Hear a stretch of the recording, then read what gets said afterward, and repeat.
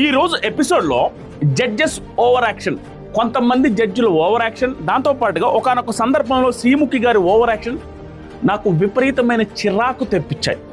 ఏమేమి over action చేశారు అనేది ఒక్కొక్కటి స్లోగా మాట్లాడుకుందాం. ఇది కొంత కాంట్రవర్షియల్ వీడియో అయ్యే అవకాశం ఉంది. బట్ స్టిల్ ఇక్కడ ఏది అనిపిస్తే అది స్ట్రాంగ్గా మాట్లాడదామని డిసైడ్ అయ్యాను. ఉప్పల్ బాలు అనే పర్సన్ ఏమన్నా ఒక మానభంగం చేశాడా, ఎవరినైనా వేసేసాడా, ఏమన్నా చేశాడా, ఏంటి ఒక దొంగతనం చేశాడా, ఏం చేశాడు Uppal Balu, Uppal Balu? Sreemukhi Balu big fan. Okay, అయిపోయింది, మంచిగా అనిపించింది. ఉప్పల్ బాలు వచ్చాడు, బట్ స్టేజ్ మీద చాలా సెటిల్డ్గా బిహేవ్ చేశాడు ఉప్పల్ బాలు. చాలా సెటిల్డ్గా అండ్ ప్రతి ఒక్కరికి హ్యూజ్ రెస్పెక్ట్ ఇచ్చాడు. నాకు చాలా బాగా అనిపించింది.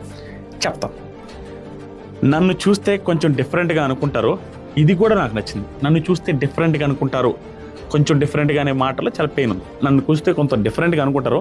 నేను ఒక విలేజ్ నుంచి వచ్చాను, ఉప్పల్లోకి వచ్చి ఉప్పల్ బాలు అని పెట్టుకొని ఒక వీడియో చేసుకుని దాంట్లో ఫేమస్ అయ్యాను. చుట్టాలు కూడా దూరం పెట్టారు, దాంతోపాటు ఫ్యామిలీ వాళ్ళు కూడా వద్దురా ఈ వీడియోస్ అనేసి అన్నారు. అయినా కూడా నా ఫుడ్కి లేక, నా రూమ్ రెంట్లకి లేక నేను కష్టపడి ఆ వీడియోసే చేశాను. అనగానే ఇదంతా ఎమోషనల్ అవుతూ ఏడుస్తున్నట్టుగానే చెప్పాడు. నవదీప్ ఓవర్ యాక్షన్ చేస్తుంది.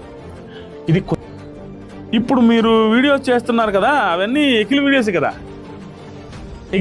కదా అన్నారు. శ్రీముఖి బిగ్ బాస్కి ఎందుకు వెళ్ళాలనుకున్నాం అంటే, ఉప్పల్ బాలు నా ఫ్యాన్స్ చాలామంది వెళ్ళు అంటున్నాడు.